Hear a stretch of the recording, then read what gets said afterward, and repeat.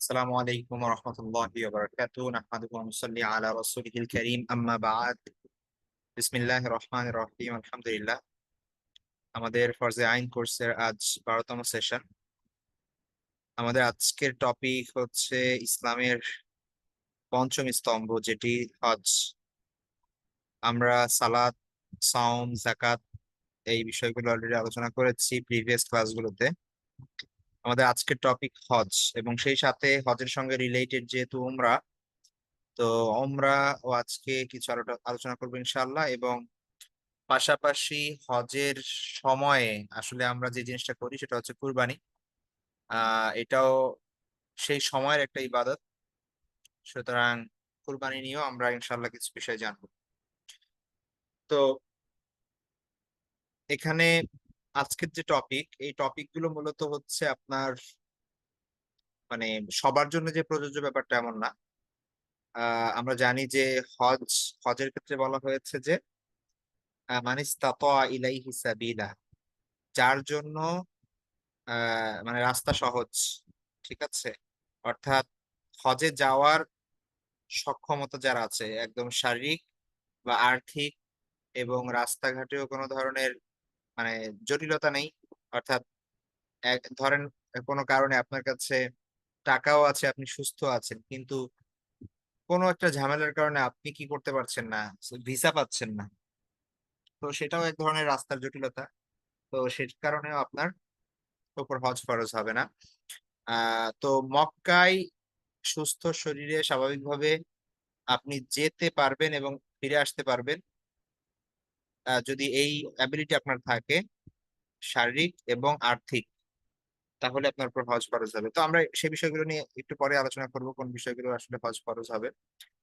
তেমনি ভাবে উমরা ব্যাপারটা এরকমই। উমরাটা আসলে ফরজ কোনো বিধান না, কিন্তু যাদের আসলে টাকা পয়সা নেই বা সেই সামর্থ্য নাই তারা তো আসলে যেতে পারেন না এখানে।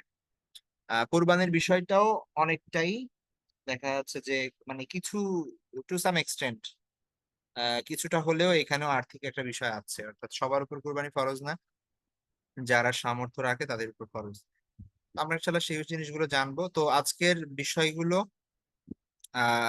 আজকের বিষয়গুলো ক্লাসের যারা উপস্থিত হয়েছি আমরা বা এই ভিডিওটি যারা শুনবো পরবর্তীতে, সবার প্রতি অনুরোধ থাকবে এটা যে এটা আগে এটা বোঝার চেষ্টা করতে হবে যে আমার উপর আসলেই কি হজ ফরজ কিনা বা কুরবানি ফরজ কিনা, এই বিষয়টা বোঝার চেষ্টা করতে হবে। কুরবানি ফরজ হয় না, কুরবানি হয়ে ওয়াজিব হয়। তো এইটা আসলে আমার উপর প্রযোজ্য কিনা। ঠিক আছে, অনেকে মনে করেন যে হজ করতে হইলে বোধহয় আপনার ব্যাংকে অনেক টাকা দরকার, ঠিক আছে, ইত্যাদি। তো এই ধরনের অনেক ধরনের ইয়ে আছে আমাদের মধ্যে, অনেক ধরনের মিসকনসেপশন আছে, মিসআন্ডারস্ট্যান্ডিং আছে, হ্যাঁ। তো সেই জিনিসগুলো আমরা ট্রাই করব ফিগার আউট করার, এই জিনিসগুলো বোঝার। তো আমরা প্রথমেই যাই হজের গুরুত্ব ও বিধান। প্রথমত আল্লাহ সুবহানাহু ওয়া তাআলা কোরআনে বলেছেন, ওয়ালিল্লাহি আলান নাসি হিজ্জুল বাইতি মান ইসতাতা ইলাইহি সাবিলা ওয়া মান কাফারা ফা ইন্নাল্লাহা গানিয়্যুন আনিল আলামিন। যে মানুষের আল্লাহর জন্য মানুষের উপর ফরজ যে সে কি করবে, হিজ্জুল বাইতি বাইতুল্লাহর হজ করবে, মান ইসতাতা ইলাইহি সাবিলা, যাদের জন্য, যারা সক্ষম, মানে যাদের জন্য এই পথটা উন্মুক্ত বা সক্ষম, যারা এই পথে, অর্থাৎ হচ্ছে হজ করতে যারা সক্ষমতা রাখে, ঠিক আছে। তো আমরা জানি যে হজ ইসলামের গুরুত্বপূর্ণ একটা বিধানই না শুধু, এটা ইসলামের যে 5টি পিলার আছে, পিলার মানে তো আমরা বুঝতে পারি যে সব থেকে ইম্পর্টেন্ট যে জিনিসগুলো, তার মধ্যে থেকে একটি। তো হজকে ইসলামের one of the pillars of Islam, ইসলামের অন্যতম একটা পিলার, স্তম্ভ। সুতরাং এর থেকে বোঝা যায় এর গুরুত্ব আসলে কত বেশি। এবং আমরা যদি হিস্ট্রিতে দেখি তাহলে মূলত হজরত ইব্রাহিম আলাইহিস সালাম এবং ইসমাইল আলাইহিস সালামকে আল্লাহ সুবহানাহু ওয়া তাআলা এই কাবা ঘর নির্মাণের নির্দেশ দেন। কাবা ঘর এখানে আগেই ছিল আদম আলাইহিস সালামের সময় থেকে, কিন্তু এইটা বিভিন্ন কারণে সেই কাবা ঘরটা আসলে নিশ্চিহ্ন হয়ে যায়। তো যেই জায়গায় মূলত কাবার ফাউন্ডেশনটা ছিল, ভিত্তি ছিল, তার উপরেই ইব্রাহিম আলাইহিস সালামকে আল্লাহ নির্দেশ দেন সেখানে আল্লাহর জন্য একটা ঘর করার জন্য। ঠিক আছে?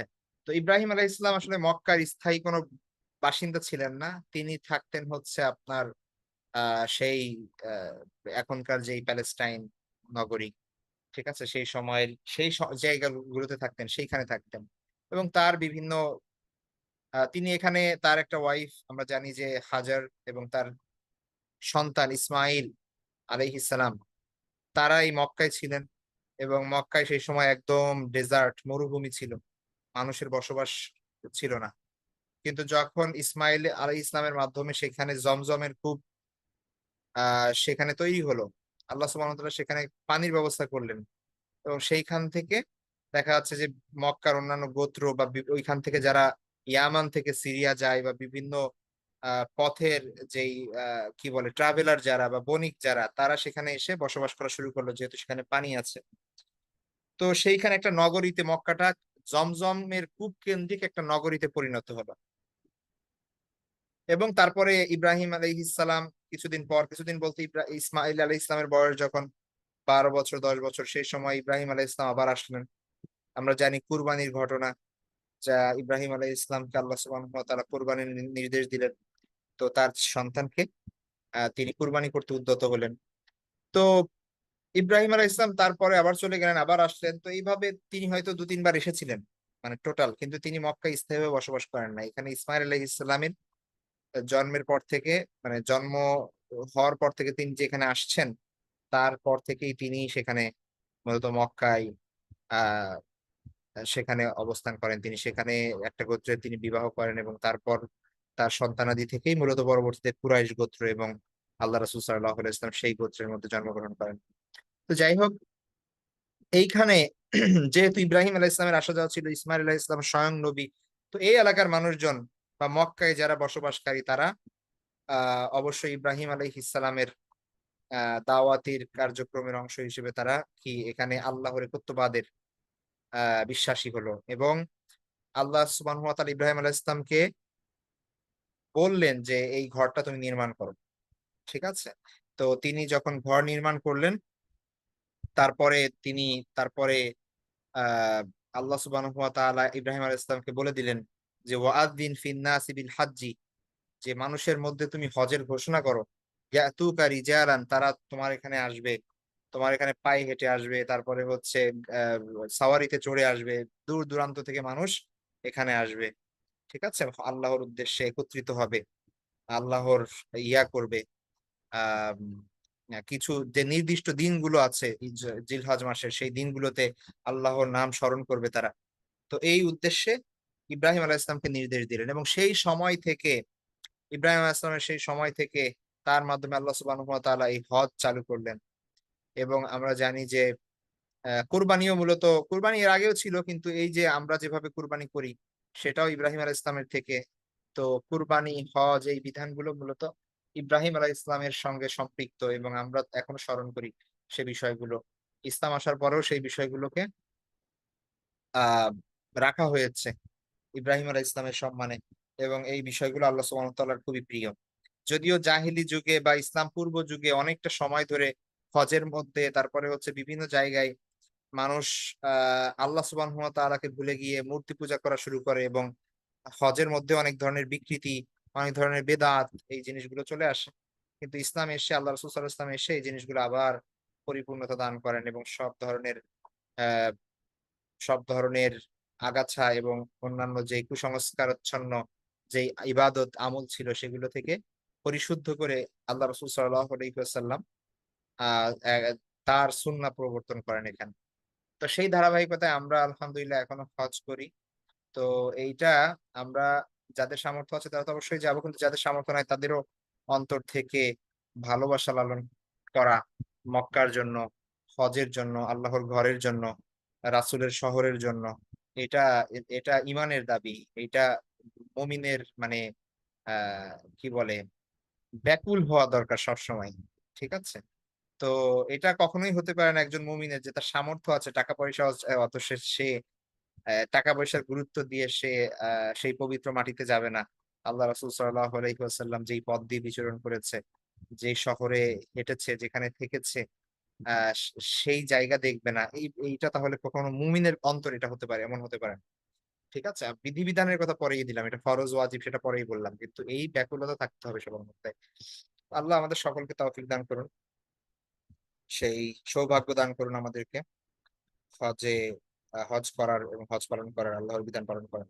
যাই হোক, তো হাদিসের মধ্যে আল্লাহ রাসূল সাল্লাল্লাহু আলাইহি ওয়াসাল্লাম, আমরা জানি যে আহ, ওই সে প্রসিদ্ধ হাদিস, বুনিয়াল ইসলাম আলা খামসিন, শাহাদাতি আল্লাহ ইলাহা ইল্লাল্লাহ ওয়া আন্না মুহাম্মাদার রাসূলুল্লাহ ওয়া ইকামিস সালাহ ওয়া ইতাইজ যাকাত ওয়াল হজ্জি ওয়া সাওমি রমাদান, অথবা সাওমি রমাদান ওয়া হজ্জিল বাইতি মান ইসতাতা ইলাইহি সাবিলা।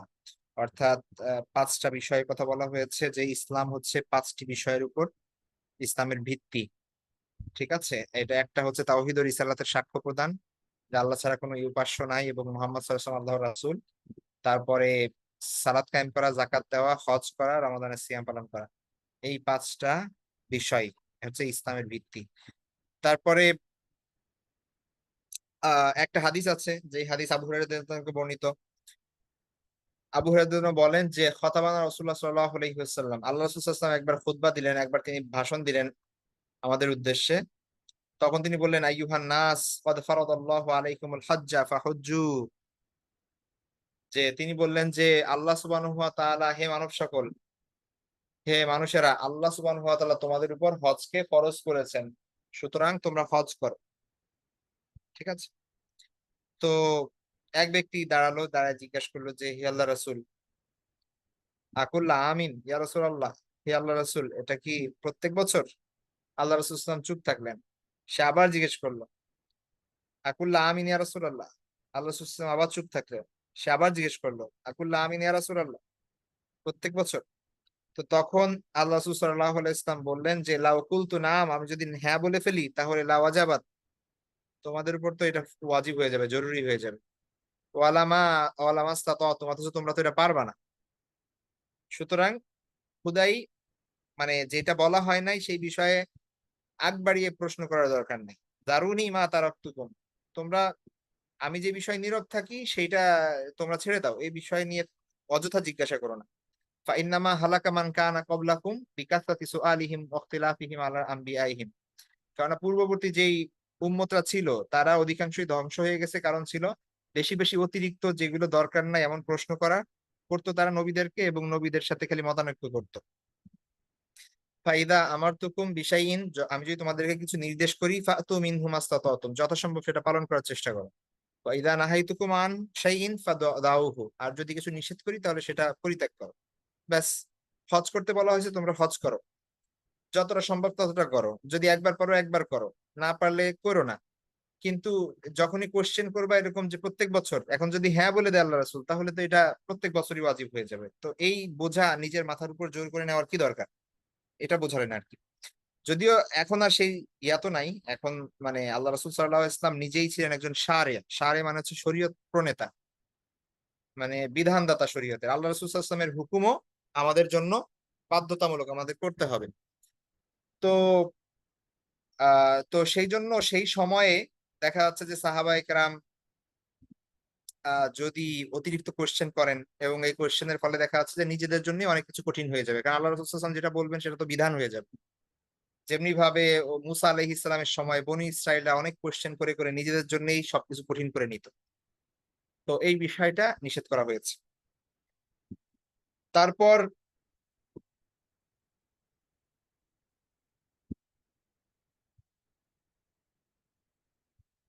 তারপর আরেকটা হাদিস আছে, যে একরকমই প্রায়, সেখানে এক লোক, যার নাম আকরা ইবনে হাবিস, সে রাসূল সাল্লাল্লাহু আলাইহি ওয়াসাল্লামকে জিজ্ঞাসা করলো, ইয়া রাসূলুল্লাহ, হে আল্লাহর রাসূল, আল হাজ্জু ফি কুল্লি সানাতিন আও মাররাতান ওয়াহিদাতান।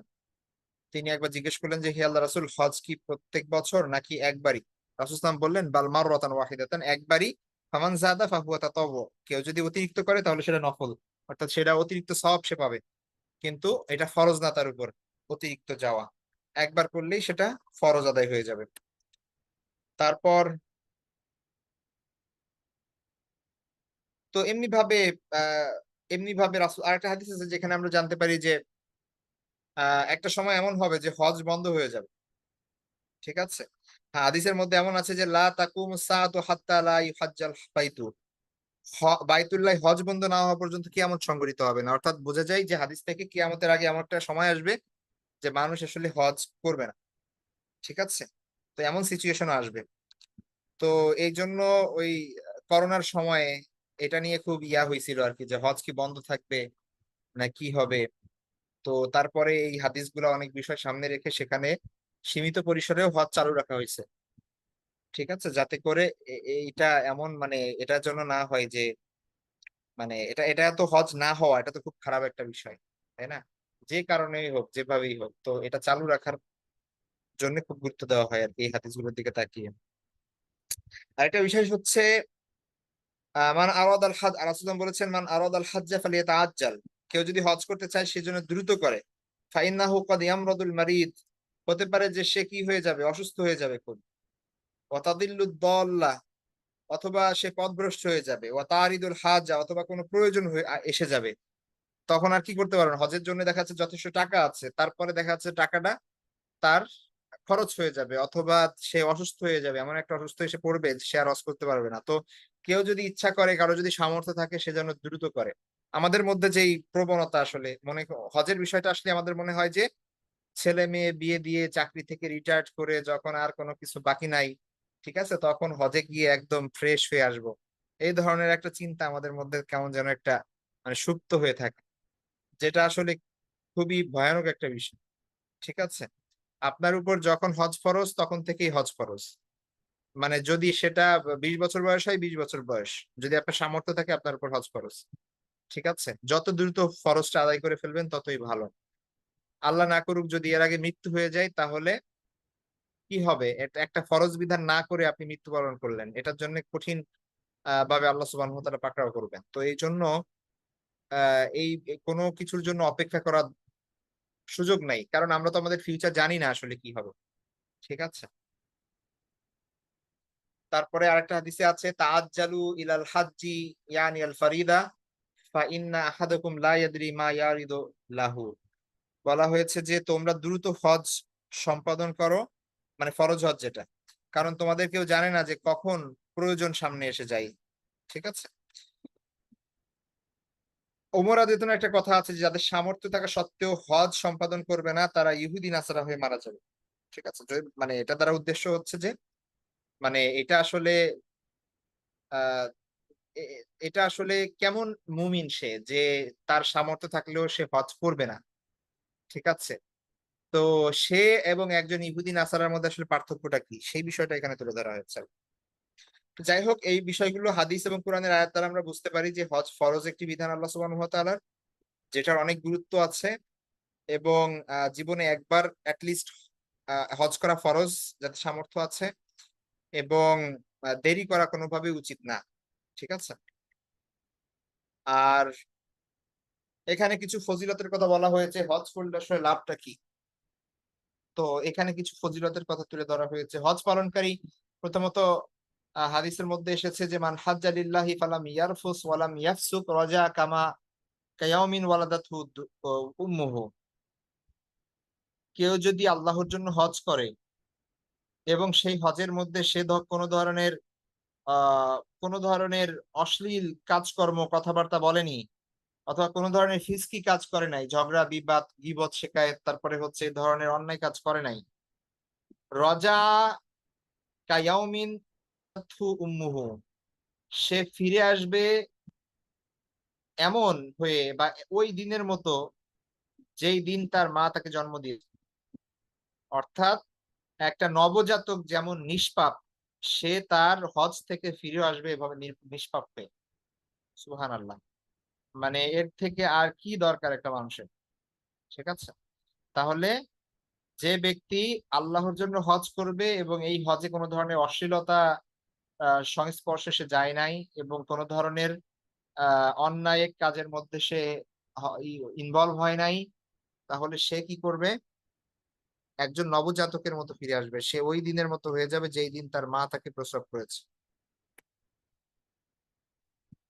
তারপরে তারপরে আরেকটা হাদিসের মধ্যে আমরা পাই রাসূল সাল্লাল্লাহু আলাইহি ওয়াসাল্লাম বলেছেন যে আল উমরাতু ইলাল উমরাতি কাফারাতুন লিমা বাইনাহুমা ওয়াল হাজ্জুল মাবরুরু লাইসা লাহু জাযাউন ইল্লাল জান্নাহ। একটা উমরা থেকে আরেকটা উমরা হচ্ছে কাফফারা লিমা বাইনাহুমা, তার মাঝে যা হয়েছে, অর্থাৎ এক উমরা থেকে আরেক উমরার মধ্যবর্তী সময়ের গুনাহ মাফ।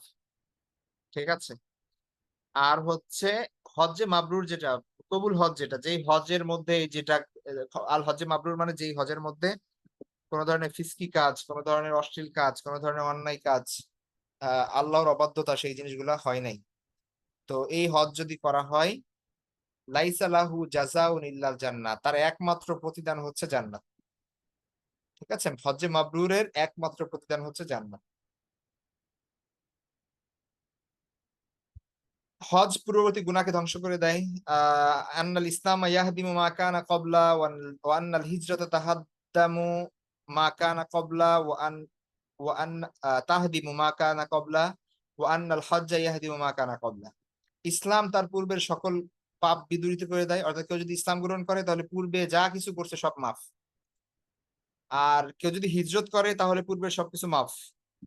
মানে হিজরত বলতে আল্লাহ রাসূল সাল্লাল্লাহু আলাইহি ওয়াসাল্লামের সময়ে যারা মক্কা থেকে মদিনায় হিজরত করছে, নিজের পরিবার, সম্পদ, মাল, তারপরে হচ্ছে এরকম আত্মীয়-স্বজন, তার সবকিছু রেখে সে শুধু ইসলামের জন্য তার সবকিছু রেখে মক্কা থেকে মদিনায় চলে গেছে। এটাকে হিজরত বলে। তো ওই হিজরতের কারণে পূর্ববর্তী সকল গুনাহ মাফ হয়ে যাবে। আর আল হজ, হজের কথা বলা হয়েছে, আল হজ্জু ইয়াহদিমু মা কানা ক্বাবলা। হজও কি করে দেয়? পূর্বের সবকিছু বিনষ্ট করে দেয়। অর্থাৎ পূর্বে সকল গুনাহ নষ্ট করে দেয় হজ। তারপরে হাজীদের সম্মানের কথা বলা হয়েছে যে মা মিন মুসলিমিন ইউলাব্বি ইল্লা লাব্বা মান আন ইয়ামিনিহি আও আন শিমালিহি মিন হাজারিন আও শাজারিন আও মাদারিন হাত্তা তানকাতি আল আরদু মিন হাহুনা ওয়া হাহুনা। হাজীদের সম্মান এত বেশি, আল্লাহ রাসূল সাল্লাল্লাহু আলাইহি ওয়াসাল্লাম বলছেন, যখনই কোনো মুসলিম তালবিয়া পাঠ করে, মানে লাব্বাইক আল্লাহুম্মা লাব্বাইক পাঠ করে, তার ডানে তার বামে যত পাথর, গাছ, মানে যত জিনিস আছে, এই সব কিছু কি হয়, মানে এখান থেকে সেখান থেকে তারা তার সাথে সাথে তালবিয়া পাঠ করা শুরু করে। ঠিক আছে? এমনকি মানে পাথর, বৃক্ষরাজি, মাটি সবকিছু। এমনকি পৃথিবীর এই প্রান্ত থেকে ও প্রান্ত পর্যন্ত তালবিয়া পাঠকারীদের দ্বারা পূর্ণ হয়ে যায়। হজ দরিদ্রতা ও গুনাহ সমূহ বিদরিত করে। খুব গুরুত্বপূর্ণ একটা পয়েন্ট। অনেকে আমরা মনে করি হজ করার মাধ্যমে বোধহয় আমাদের টাকা শেষ হয়ে যায়, বা আমাদের যে জমানো টাকা সেটা শেষ হয়ে যাবে এক সফরে। কেমন যেন লাগে, মায়া লাগে। ঠিক আছে? টাকা পয়সার ভয় করে মানুষ, দরিদ্রতার ভয় করে। অথচ হজ করা মানে হচ্ছে আপনার নিরাপদ, ভবিষ্যৎ নিরাপদ, যে আপনি মানে দরিদ্রতা আপনাকে স্পর্শ করবে না ইনশাআল্লাহ। ঠিক আছে? রাসূল সাল্লাল্লাহু আলাইহি ওয়াসাল্লাম বলেন যে তাবিউ বাইনাল হজ্জি ওয়াল উমরা ফাইন্নাহুমা ইয়ানফিয়ানিল ফাকরা ওয়াজ যুনুবা কামা ইয়ানফিল কিরু খাবসাল হাদিদ ওয়াজ যাহাবি ওয়াল ফিদ্দা। আল্লাহ রাসূল সাল্লাল্লাহু আলাইহি ওয়াসাল্লাম বলেন যে হজ এবং উমরা তোমরা কি করো? ধারাবাহিকভাবে বজায় রাখো। অর্থাৎ হজ করো, তারপরে উমরা করো। ঠিক আছে? এটা নিয়মিত করতে থাকো। কারণ হচ্ছে এই দুইটা জিনিস, মানে হজ এবং উমরা, মুমিনের দরিদ্রতা এবং গুনাহ দূর করে দেয়। যেমনি ভাবে আগুন, মানে কামারের আগুন যেমনি ভাবে আহ মানে সরি কামারের যে আগুনের যে হাপড়, ঠিক আছে, সেটা লোহা এবং স্বর্ণ থেকে জং দূর করে দেয়, ময়লা দূর করে দেয়। ঠিক আছে? লোহা থেকে লোহা জং হইলে যেমনি ভাবে আগুনের মধ্যে দিয়ে এটাকে পিটায় পিটায় এটার জং সব চলে যায়, একদম ধারালো চকচকে হয়ে যায়। ঠিক আছে? স্বর্ণের মধ্যেও কোনো ধরনের খাদ থাকলে, ময়লা থাকলে সেটা আগুনে পোড়ায় ওটা যেরকম কি হয়ে যায়, একদম খাঁটি হয়ে যায়। তেমনি ভাবে হজের মাধ্যমে মুমিনের দরিদ্রতা এবং গুনাহ দূর হয়ে যায়। তো এটা আল্লাহ রাসূল সাল্লাল্লাহু আলাইহি ওয়াসাল্লাম নিজে বলেছেন। এ ব্যাপারে তো কোনো সন্দেহ থাকার কথা না। সন্দেহ থাকলে তো সে মুমিনই না। তাহলে মানে এটা তো গ্যারান্টি, যদি হজে যে যাইতে পারি একবার, তাহলে ভবিষ্যতের জন্য এটা গ্যারান্টি যে আপনি কি হবেন না, দরিদ্রতা আপনাকে স্পর্শ করবে না ইনশাআল্লাহ। এবং সেটা বাস্তবতা আপনি যদি দেখেন যে হাজি মানুষ বা হজ করে আসছেন এই মানুষ ভবিষ্যতে সে অর্থ কষ্টে বা হচ্ছে সে না খেয়ে আছে, দরিদ্রতার মধ্যে আছে, এমন আসলে খুব একটা আপনি কি করবেন না, মানে প্র্যাকটিক্যালি দেখবেন। দেখবেন আল্লাহ এদেরকে আরো ভালো করে, মানে যদি সেই মানে আল্লাহর জন্য হজ করা হয় আসলে। ঠিক আছে? তারপরে হজকে বলা হয়েছে হজ হচ্ছে শ্রেষ্ঠ জিহাদ। আর আয়েশা উম্মুল মুমিনিন রাদিয়াল্লাহু তাআলা আনহা ক্বালাত কুলতু ইয়া রাসূলুল্লাহ আলা নাগজু ওয়া নুজাহিদু মাআকুম। আমরা কি যুদ্ধে যাব না, আমরা কি জিহাদ করবো না আপনাদের সাথে? তখন তিনি বললেন, লাকুন্না আহসানুল জিহাদ, তোমাদের জন্য হচ্ছে সর্বোত্তম জিহাদ, ওয়া আজমালুহু, এবং সবচেয়ে সুন্দর জিহাদ, সেটা কি? আল হজ, হজ। ঠিক আছে। তো তখন আয়েশা রাদিয়াল্লাহু বলেন যে, ফালা আদাউল হজ্জা বাদা ইজ সামিতু হাদা মিন রাসূলিল্লাহ সাল্লাল্লাহু আলাইহি ওয়াসাল্লাম, এই কথা শোনার পর আল্লাহ রাসূল সাল্লাল্লাহু আলাইহি ওয়াসাল্লাম, আমি আর হজ পরিত্যাগ করব না, আমি আর হজ ছাড়বো না, যখনই পারি হজ করব, মানে প্রত্যেক বছরই হজ করবো। আয়েশা রাদিয়াল্লাহু আনহা এটা বলেছেন। তো এটা হচ্ছে মহিলাদের জন্য জিহাদ, হজটা। ঠিক আছে। তারপরে আরেকটা বর্ণনা আছে যে, জিহাদুল কাবীর ওয়াস সগীর ওয়াদ দাঈফ আল মারআ আল হাজ্জু আল উমরা, বড় ছোট দুর্বল মহিলা সকলের জন্য জিহাদ হলো হজ ও উমরা।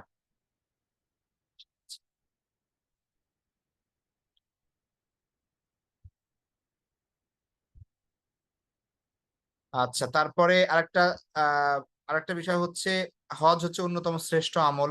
এটা তো একজন এসে আল্লাহ রাসূল সাল্লাল্লাহু আলাইহি ওয়াসাল্লামকে জিজ্ঞাসা করলো যে, আইয়ুল আমারি আফজালু, কোন আমল সব থেকে শ্রেষ্ঠ? রাসূল সাল্লাল্লাহু আলাইহি ওয়াসাল্লাম বললেন, ঈমানু বিল্লাহি ওয়া রাসূলি, আল্লাহ এবং আল্লাহ রাসূলের প্রতি ঈমান আনা। তারপর জিজ্ঞেস করলেন, সুম্মা মাযা, অতঃপর কোনটা? রাসূল সাল্লাল্লাহু আলাইহি ওয়াসাল্লাম বললেন, জিহাদুন ফি সাবিলিল্লাহ, আল্লাহর রাস্তায় জিহাদ করা। তারপরে তাকে জিজ্ঞেস করা হলো, সুম্মা মাযা, অতঃপর কোনটা? তিনি বললেন, হাজ্জুন মাবরুর, হজ্জে মাবরুর। হাজিগণ হচ্ছে আল্লাহর মেহমান। ঠিক আছে।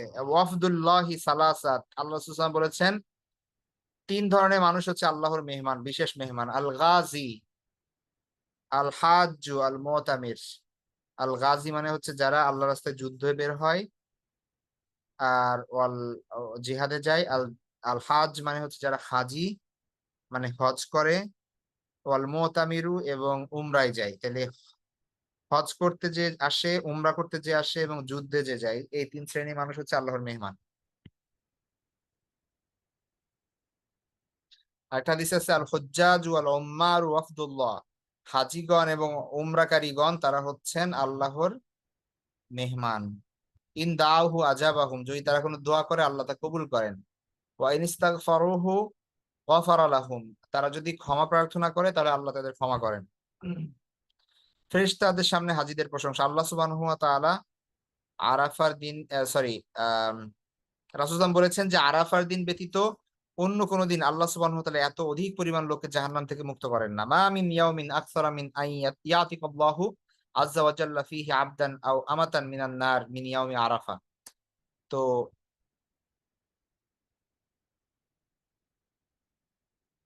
তো তারপরে হাদিসের মধ্যে এসেছে যে, ইন্নাহু লায়াদনু সুম্মা ইউবাহি বিহিমুল মালাইকা ওয়া ইয়াকুলু মা আরাদা হাউলাই, ওই দিন আল্লাহ সুবহানাহু ওয়া তাআলা নিকটবর্তী হন, অতঃপর আরাফার ময়দানের হাজীদের নিয়ে ফেরেশতাদের নিকট গর্ব করেন এবং বলেন, দেখো ওরা কি চাই। ঠিক আছে, মানে হচ্ছে ওদের চাওয়া পূর্ণ করো।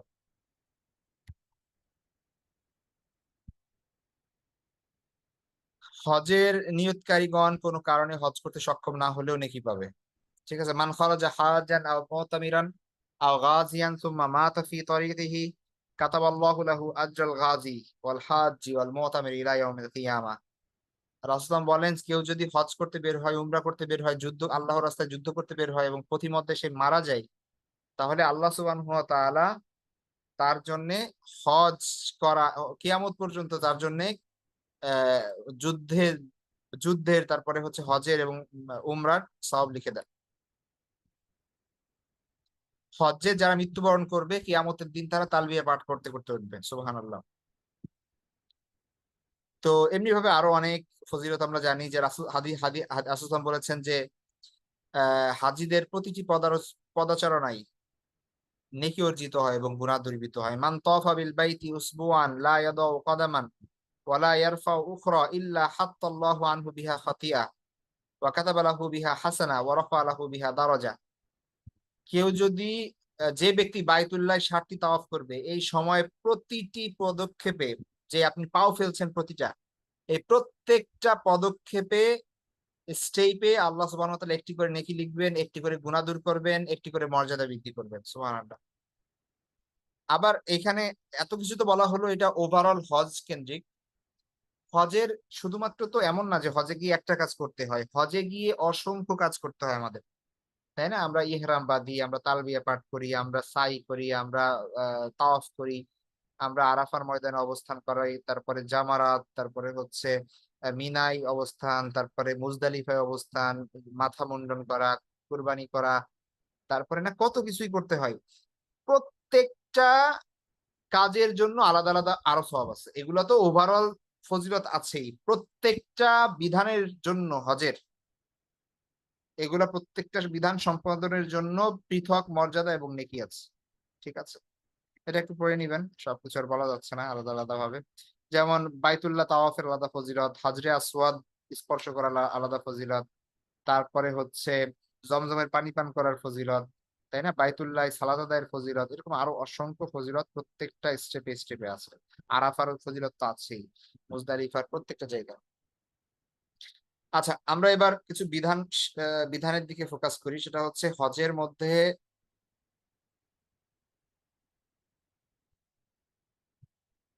মধ্যে আমরা নামাজের মধ্যে যেমন আমরা অনেক কিছুই করি, ওযুর মধ্যে অনেক কিছু করি, কিছু ফরজ, কিছু ওয়াজিব, কিছু হচ্ছে সুন্নাত, এরকম। তো হজের ক্ষেত্রে ফরজ কি, কয়টি এবং কি কি, ওয়াজিব কয়টি এবং কি কি, ঠিক আছে? এবং হজের মধ্যে ওয়াজিব এবং ফরজের পার্থক্য কি? যেমন নামাজের মধ্যে ওয়াজিব এবং ফরজের পার্থক্য হচ্ছে, নামাজের মধ্যে যদি ফরজ ছুটে যায় আপনার নামাজ শেষ, বাতিল। কিন্তু ওয়াজিব যদি ভুলে ভুলে ছুটে যায় তাহলে আপনি কি করতে পারবেন? আপনি সাও সিজদা দিতে পারবেন। সাও সিজদা দিলে আপনার নামাজ পূর্ণ হয়ে যাবে। তো হজের মধ্যে কি সাও সিজদা দেওয়ার সুযোগ আছে নাকি, আসলে ব্যাপারটা কি? তো হজের ক্ষেত্রে নিয়ম হচ্ছে, যদি আপনি হজের ফরজ ছুটে যায় তাহলে তো হজ বাতিল হয়ে যাবে আসলে। তবে যদি ওয়াজিব ছুটে যায় তাহলে আপনি দম দেওয়ার বিধান আছে। আপনি যদি দম দেন, দম মানে হচ্ছে একটা প্রাণী কুরবানি করা, ঠিক আছে? আল্লাহর জন্য প্রাণী কুরবানি করা। এটা করলে এটা ওই যে ইসের মতো আর কি, সাউসিদার মতো আপনার হজটা পরিপূর্ণ হয়ে যাবে, যদি কোনো ওয়াজিব ছুটে যায় আর কি। তাহলে আগে দেখুন, হজের ফরজ হচ্ছে 3টি। কিছু ইখতিলাফ থাকতে পারে স্কলারদের মধ্যে, কিন্তু মেইনলি হচ্ছে এই সব বিষয়গুলো আসলে করতে হবে, এটা কোনোটাই করতে হবে না। কিছু কিছু দেখা যাচ্ছে যে স্কলারগণ 3টি বা 4টি, এ ব্যাপারে কিছু মতনৈক্য থাকতে পারে। তো 1 নাম্বার হচ্ছে ইহরামের নিয়ত বা ইচ্ছা করা, ইহরাম বাঁধা এক কথায়। ইহরাম মানে হচ্ছে আপনি আহ মানে হজের ইচ্ছা করে তালবিয়া পাঠ করে ইহরাম, ইহরামের স্টেটের মধ্যে, ইহরামের যে অবস্থা আছে সেই অবস্থার মধ্যে দাখিল হওয়া, প্রবেশ করা, ঠিক আছে? And ইহরাম অবস্থায় অনেক কিছুই করা যায় না, সেই জিনিসগুলো করা যাবে না তখন আর, ঠিক আছে? ইহরাম অবস্থায় যেমন সেলাই, পুরুষদের জন্য সেলাই যুক্ত কাপড় পরা নিষেধ, মাথা ঢাকা নিষেধ, মুখে কিছু দেওয়া নিষেধ, মানে মুখ ঢাকা নিষেধ। তারপরে হচ্ছে আপনার তারপরে ওই যে কোনো ধরনের পারফিউম, তারপরে হচ্ছে এই ধরনের সাবান টাবান, এই যে এই জিনিসগুলো ইউজ করা নিষেধ, ঠিক আছে? তারপরে হচ্ছে আহ মানে স্ত্রীর সঙ্গে অন্তরঙ্গ সম্পর্ক নিষেধ। তো এই ধরনের বিভিন্ন বিধান আছে ইহরাম অবস্থা। ইহরাম মানে হচ্ছে আপনি একটা প্রোটোকলের মধ্যে ঢুকলেন, ঠিক আছে? আমরা যখন কি করি, আমরা যখন আপনি যদি মানে ধরেন প্রেসিডেন্টের সঙ্গে দেখা করতে যান, আপনার নির্দিষ্ট কিছু প্রসেসের মধ্যে দিয়ে যাইতে হবে, ঠিক আছে? আপনার একদম সর্বপ্রথমে আপনার কি হবে, এনএসআই থেকে, তারপর ডিজিএফআই থেকে আপনাকে আগে করা হবে, সিকিউরিটি চেক করবে সবকিছু ঠিক আছে কিনা। তারপরে হচ্ছে আপনি যাবেন সেইখানে, আপনার কি এমনকি কখন কি খাইছেন সেই জিনিসগুলো আপনার তথ্য নিবে, ঠিক আছে? তারপরে হচ্ছে মানে এটা ডিপেন্ড করতেছে আপনি কার সঙ্গে দেখা করতেছেন, কতটা সিকিউরড সে সে সেই অনুযায়ী আর কি। মানে এটা প্রোটোকলের মধ্যে দিয়ে যাইতে হচ্ছে। এখানে আপনি যা কিছু তাই করতে পারবেন না, যা কিছু তাই সঙ্গে নিতে পারবেন না। তো ওইখানে একটা নির্দিষ্ট সময় দেখা করতে হবে, নির্দিষ্ট পদ্ধতি আছে, নির্দিষ্ট জায়গা আছে বসার, নির্দিষ্ট এমনকি আচরণ আছে, সেভাবেই চলতে হবে আপনার, সেই আচরণ বিধি ফলো করতে হবে।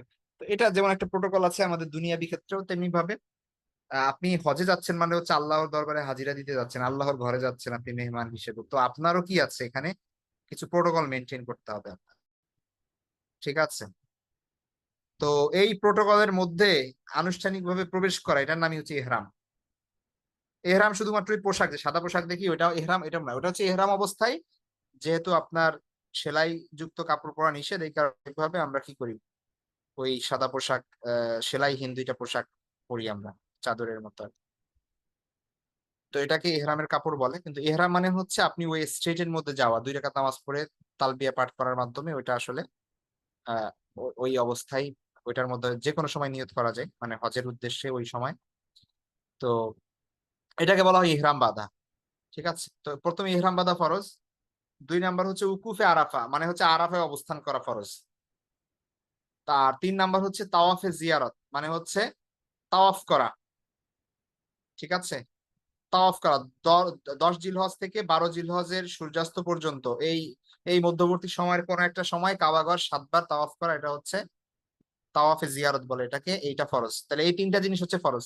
কারো কারো মতে সাইও এটার অন্তর্ভুক্ত এবং কিছু বিষয় আছে। তো মূলত হচ্ছে এই 3টা। ঠিক আছে, 3টা হচ্ছে ফরজ। এগুলোর কোনটা যদি ছুটে যায় তাহলে আর হজ আদায় হবে না। আচ্ছা, তারপরে হজের ওয়াজিব, ওয়াজিব হচ্ছে 7টা। মুজদালিফায় অবস্থান, মিনায় অবস্থান, সাফা মারওয়ার মাঝে সাই করা, তারপরে রমি জিমার অর্থাৎ জামারাত, শয়তানকে পাথর মারা। আর তামাত্তু এবং হজের প্রকার আছে কিছু, কেউ যদি তামাত্তু হজ করে বা কিরান হজ করে তাহলে ইয়া করা, কুরবানি করা, এটাও ওয়াজিবের অন্তর্ভুক্ত। তারপরে হচ্ছে হচ্ছে মাথার চুল ছোট করা অথবা মুন্ডানো, এটাও ওয়াজিব। বিদায় তাওয়াফ, ঠিক আছে, তাওয়াফুল বিদা। এই 7টা জিনিস হচ্ছে ওয়াজিব।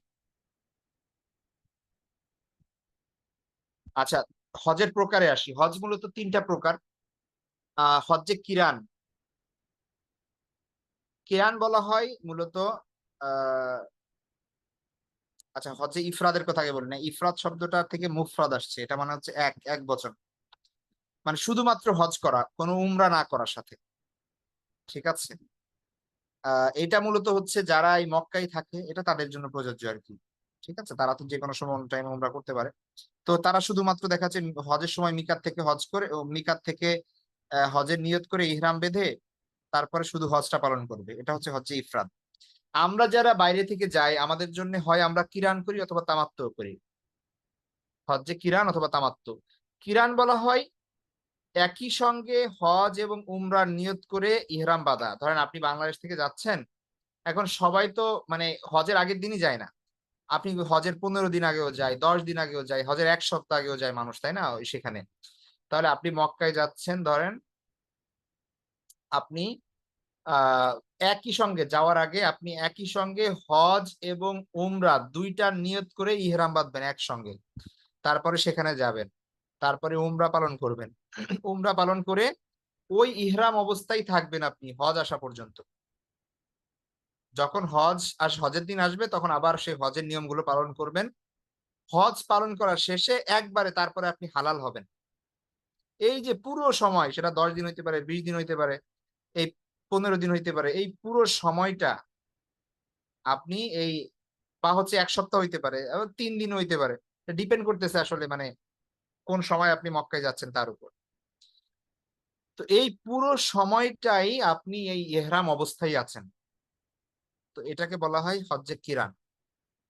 ঠিক আছে, এটা একটু কষ্ট বেশি যেহেতু, এই কারণে এটা সওয়াবও বেশি। ঠিক আছে, কারণ এই এতদিন যাবত এই হারাম অবস্থায় থাকা মানে ইহরাম অবস্থায় থাকা, এটা একটু কষ্টসাধ্য, অনেক বিধিনিষেধ আছে যেহেতু, এই জন্য। আর হজ্জে তামাত্তু হচ্ছে আপনি যখন মক্কায় যাচ্ছেন তখন শুধুমাত্র উমরার নিয়ত করছেন, তারপরে ওখানে মক্কায় যাচ্ছেন, উমরা পালন করছেন, আপনি আবার ফলক মানে মাথা চেষে কি হয়ে যাচ্ছেন আপনি, হালাল হয়ে যাচ্ছেন। এখন আপনি আর ইহরাম অবস্থায় নাই, সুতরাং আপনি এখন আপনার মতো করে কি করতে পারেন, ঘুরতে পারেন, চড়তে পারেন, তারপরে হচ্ছে নিজের মতো করে আহ পোশাক পরতে পারেন। ঠিক আছে, জুব্বা পরতে পারেন, মাথায় টুপি দিতে পারেন, আতর লাগাইতে পারেন। ঠিক আছে, তারপরে ওইখানে ঘুরে টুরে তারপরে যখন হজের দিন আসবে আপনি মিকাতে গিয়ে সেখান থেকে আবার নতুন করে হজের ইহরাম বাঁধবেন, তারপরে আবার হজ সম্পন্ন করবেন। 2টা একসঙ্গে না, আলাদা আলাদা। এটা হচ্ছে তামাত্তু। তামাত্তু শব্দের অর্থ হচ্ছে উপভোগ করা, অর্থাৎ এটা আপনি কি করলেন, একটু উপভোগের সাথে মজা করে আপনি হজটা করলেন, এটাকে তামাত্তু বলে। ঠিক আছে, তো এটা হচ্ছে সব থেকে সহজ, কিরান থেকে একটু সহজ। আর কিরানটা একটু কঠিন, যেহেতু এখানে ইহরাম বাঁধা অবস্থায় থাকতে হবে, আপনি অনেক কিছুই ওই ইহরামের কাপড়েই আপনার কি করতে হবে, সেলাই যুক্ত কাপড় পরতে পারবেন না আপনি ওই পুরো সময়গুলা। মাথা মাথা আশ্রাইতে পারবেন না, তারপরে হচ্ছে নিতে পারবেন না, তেল, সাবান, শ্যাম্পু, তারপরে পারফিউম, তাই না? এই জিনিসগুলো ইউজ করতে পারছেন না আপনি। তো এই দীর্ঘ সময়টা, তো এই জন্য ওইটা হচ্ছে হজ্জে কিরান বলা হয়, এই জন্য এটা হচ্ছে তামাত্তু। তো আমাদের দেশ থেকে যারা যায় সাধারণত তামাত্তুই করে, ঠিক আছে, যে তামাত্তুই করে, এটা সহজতর। আর এই হচ্ছে বিষয়। রাসূল সাল্লাল্লাহু আলাইহি ওয়াসাল্লাম কোন হজ, রাসূল সাল্লাল্লাহু আলাইহি ওয়াসাল্লাম তো একবার হজ করেছেন, এটা নিয়ে ইখতিলাফ আছে। কেউ কেউ বলেন তিনি কিরান করেছেন, কেউ কেউ বলেন তিনি তামাত্তু করেছেন। কারণ আল্লাহ রাসূল সাল্লাল্লাহু আলাইহি ওয়াসাল্লাম তো মনে মনে মানে নিয়ত করছেন, যে এখন সাহাবীদের কেউ কেউ বলছেন যে তিনি আহ হজ্জে কিরানের নিয়ত করছেন, একসঙ্গে হজ উমরা দুইটা নিয়ত করছেন। আবার কেউ কেউ বলেন যে না, আল্লাহ রাসূল সাল্লাল্লাহু আলাইহি ওয়াসাল্লাম কি করছেন, আলাদা আলাদা শুধু উমরা নিয়ত করছেন, তারপরে উমরা করে পরে তিনি আবার হজের ইহরাম পাচ্ছেন। তো ইখতিলাফ আছে আর কি বিষয়টা। এই জন্যই মূলত ইখতিলাফ যে কোনটা উত্তম, কারণ আল্লাহ রাসূল সাল্লাল্লাহু আলাইহি ওয়াসাল্লাম একবার হজ করছেন, তিনি যেটা করছেন ওইটাই তো উত্তম হবে। তো কেউ বলেন যে তিনি হজ্জে তামাত্তু করছেন, কেউ কেউ বলেন যে কিরান করছেন।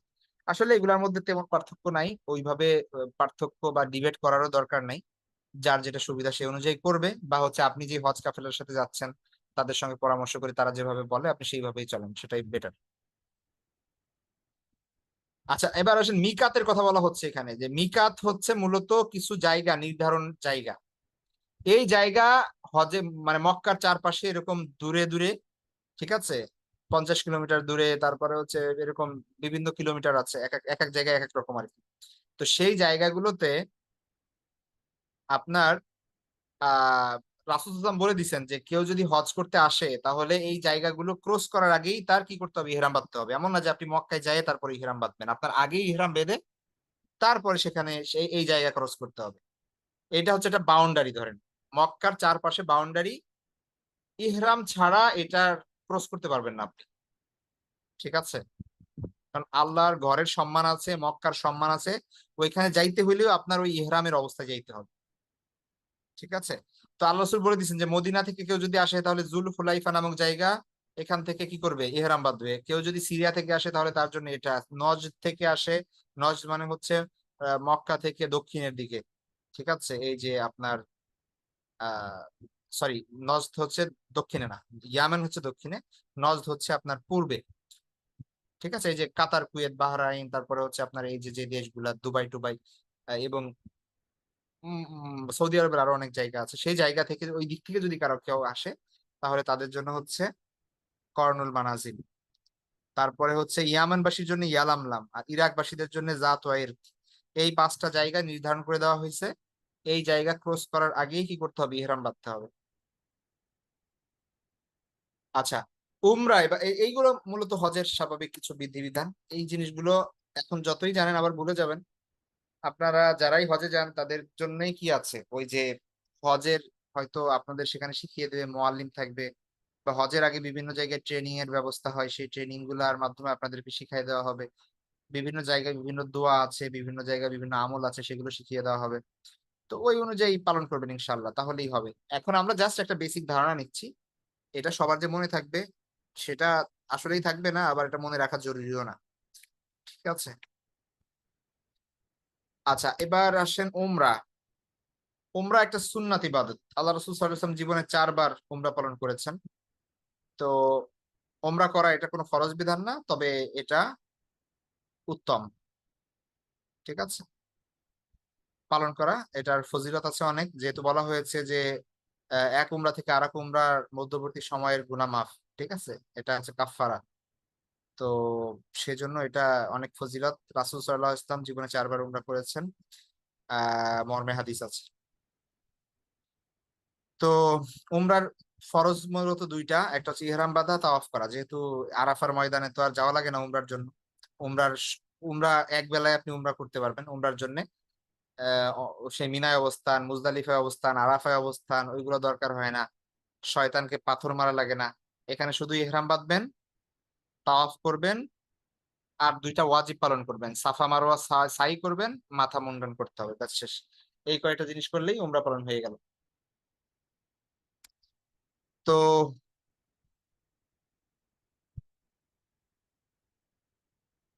উমরার সময় আসলে আহ হজের যেরকম নির্দিষ্ট সময় আছে, উমরার নির্দিষ্ট সময় নাই, আপনি যে কোনো সময়ে যে কোনো মাসে গিয়ে করতে পারবেন।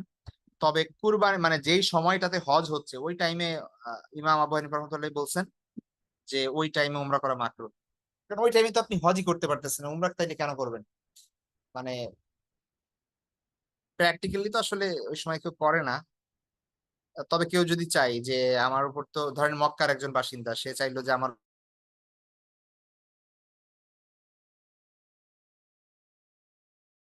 মাকরুহ হবে। বাকি এমনি যে কোনো সময়, যে কোনো টাইমে, যে মাসের যে কোনো সময়ে বা যে কোনো মাসে গিয়ে উমরা করা যাবে, এমন না যে শুধুমাত্র রমজানে বা শুধুমাত্র শাওয়ালে উমরা করতে হয়, এরকম না, সারা বছরই উমরা করা যায়। আচ্ছা, এবার আসেন কুরবানি।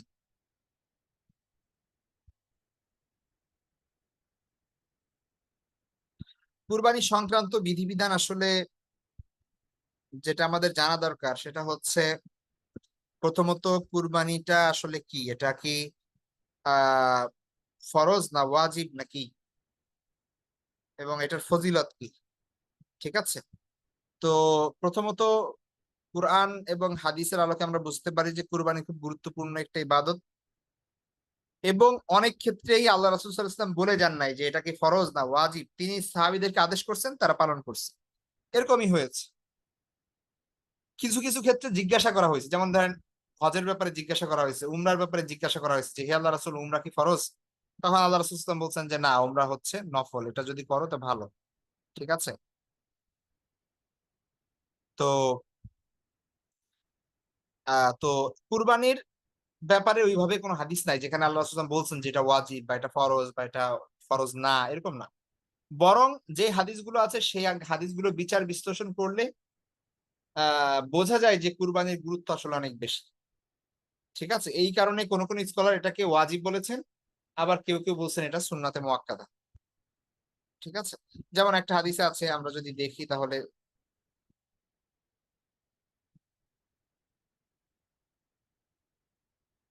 এখানে একদম শেষের দিকে দেখেন, এখানে আছে কুরবানির বিধান। ইমাম আউজাই, ইমাম লাইস, আবু হানিফা রহমতুল্লাহ আলাইহি, তাদের মতে কুরবানি হচ্ছে ওয়াজিব। ঠিক আছে। এটা ইমাম মালিক রহমতুল্লাহ আলাইহি, ইমাম আহমদেরও একটা মত যে কুরবানি ওয়াজিব। আবার ইমাম মালিক, ইমাম শাফি, তারা বলেন যে এটা হচ্ছে কুরবানিটা হচ্ছে সুন্নাত, সুন্নাতে মুআক্কাদা। ঠিক আছে। তো তবে সবাই বলছেন যে কুরবানির সামর্থ্য থাকা সত্ত্বেও কুরবানি না দেওয়া এটা একটা গর্হিত, এটা একটা মাকরুহ কাজ। হ্যাঁ। তো যারা ফরজ বলতেছেন, সরি ফরজ না, যারা ওয়াজিব বলতেছেন যে কুরবানিটা আবশ্যক ওয়াজিব, তারা বলেন যে প্রথমত আল্লাহর কোরআনের আয়াত ফাসাল্লি লিরাব্বিকা ওয়ানহার, যে তোমরা তোমার তোমার রবের উদ্দেশ্যে, সুতরাং তোমার রবের উদ্দেশ্যে তুমি কি করো, সালাত আদায় করো এবং কুরবানি করো। তাহলে ওয়ান হার এটা একটা নির্দেশ সূচক শব্দ, আর নির্দেশ সূচক শব্দের মাধ্যমে মূলত ওয়াজিব সাব্যস্ত হয়। তারপর আরেকটা হাদিস আছে একটা, সেখানে রাসূল সাল্লাল্লাহু আলাইহি ওয়াসাল্লাম বলছেন যে মান ওয়াজাদা সাআতান ওয়ালাম ইউদাহি ফালা ইয়াকরাবান্না মুসাল্লানা। দেখেন কত ধমকি।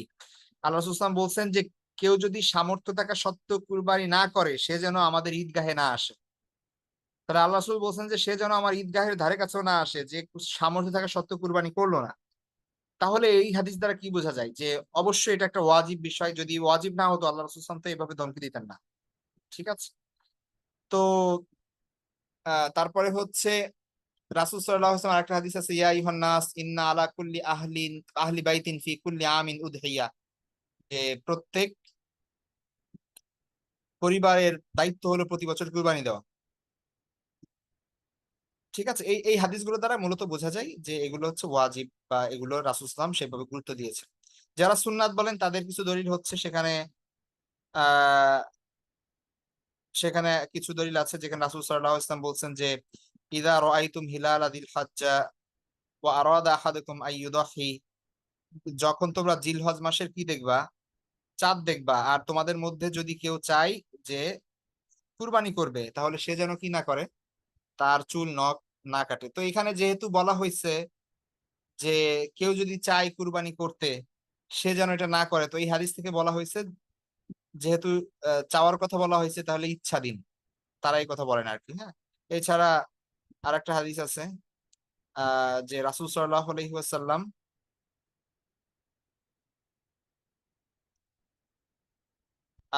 এ ধরনের কিছু হাদিস আছে। তো মূলত এই হাদিসগুলো দ্বারা ওয়াজিব যে না, এটা বোঝা যায় না। হ্যাঁ। তো এই কারণে যারা ওয়াজিব বলেন তারা তো বলেনই, যারা ওয়াজিব বলেন না তারাও এটা বলেন যে আসলে এইটা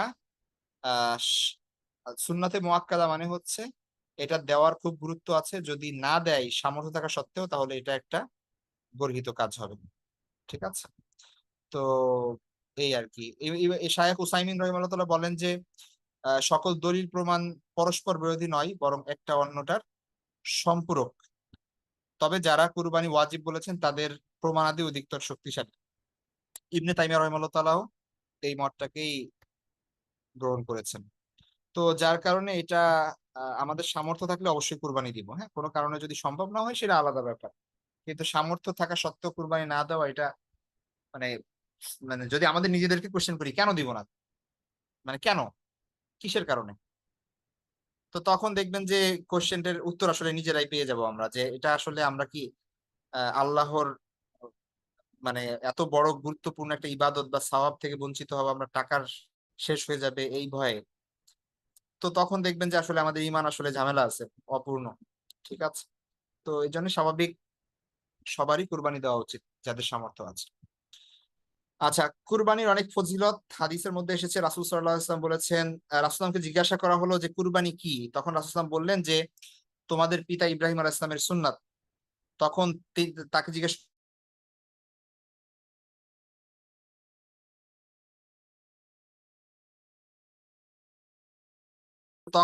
জিজ্ঞেস, ভেড়া সম্পর্কে, মানে ভেড়ার পশম তো অনেক বেশি কোঁচকানো কোঁচকানো, তো তখন রাসূল সাল্লাল্লাহু আলাইহি ওয়াসাল্লাম এটাও বললেন যে হ্যাঁ, ভেড়ার প্রত্যেকটি পশমের বদলাও একটা করে সওয়াব দেওয়া হবে।